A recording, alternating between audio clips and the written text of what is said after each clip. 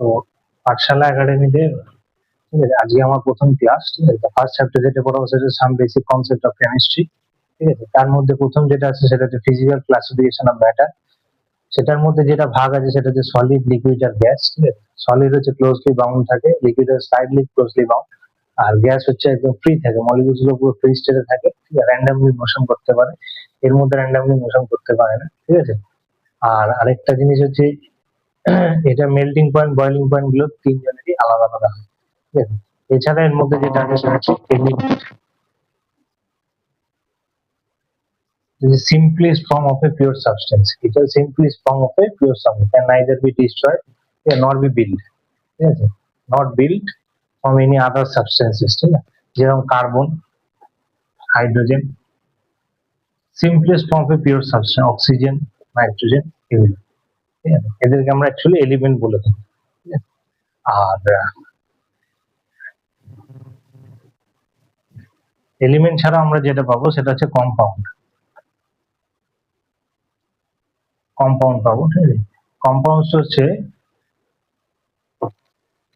a pure compound is the combining of two or more elements. A pure compound is the combining of two or more elements by the definite proportion of weight. মানে ওয়েটের রেসপেক্টে এরা combine করে একজন আরেকজনের সাথে। ঠিক আছে, যেমন কার্বন ডাই অক্সাইডের মধ্যে যদি দেখি, ঠিক আছে, ওয়েটের রেসপেক্ট, তাহলে এর ওয়েট হচ্ছে সেখানে হচ্ছে 12 থাকে। ঠিক আছে, আর এর হচ্ছে 16। ঠিক আছে, আর অ্যাটমিক নাম্বার দিয়ে যদি এটাকে দেখা হয়, ঠিক আছে, তাহলে এর হচ্ছে 6 আর এর হচ্ছে 8। ঠিক আছে, ওয়েটার রেসপেক্টে এখানে দুটো এলিমেন্ট, এটা একটা এলিমেন্ট, এটা একটা এলিমেন্ট, দুটো কম্বাইন করে কি ফর্ম করে? CO2। এরকম সেম H2O হতে পারে।